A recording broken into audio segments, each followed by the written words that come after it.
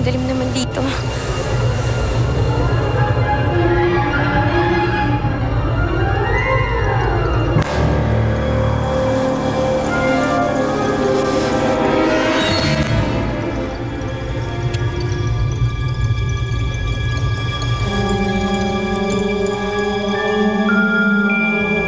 Sinundan ni Luis ang babaeng yun.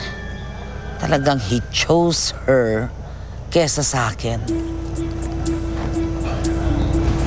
Huwag kayong magpapatalo, tita. That girl, she's just a cheap nobody. Huwag kayong papayag na ginaganyan kayo. Talagang hindi. Pero kailangan baguhin ko muna ang aking taktika para wag mawala sa akin ang aking anak. Sasakyan ko muna ang kahibangan niya sa Rowena na yon. Tapos uungkatin ko at ilalabas ang bahon niya. Rowena? Luis! Akala ko iniwan mo na ako. Ha? Saan ba galing? Akala ko nakita kita eh. Sinundan kita papunta doon. Pagpapaalam dapat ako sa'yo kasi nga aalis na ako. Nausap ko ni Mama eh. Akala ko ikaw yung nakita ko. Nakarating na ako hanggang kakahuyan kakasunod sa'yo eh.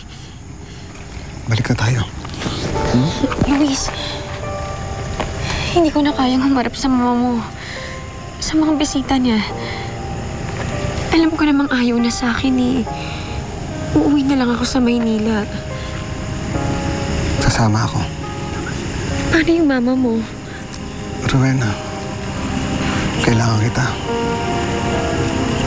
Mahalaga ka sa akin. Ikaw ang kailangan ko. Kaya ko naman talikawaran to eh. Yung kayamanan, pero ikaw kailangan kita. Kayo ng baby ko.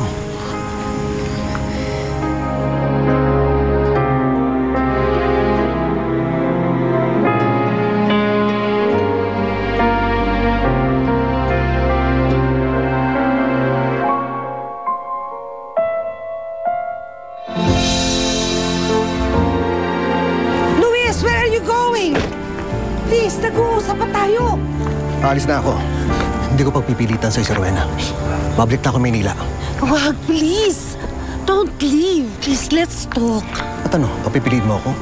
Ikaw sa Rowena? Hindi na kita papipiliin, anak. Please, wag mo lang akong iwan. Luis, please. Ilang buwan ka sa Maynila. Lungkot na lungkot ako. Ikaw lang ang pamilya ko.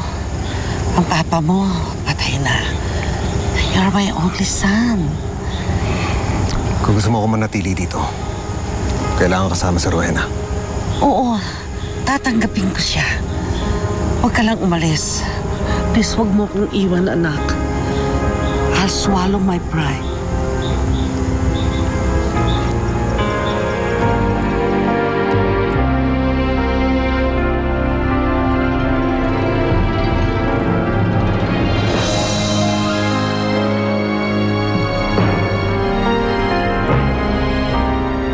Ito ang guest room.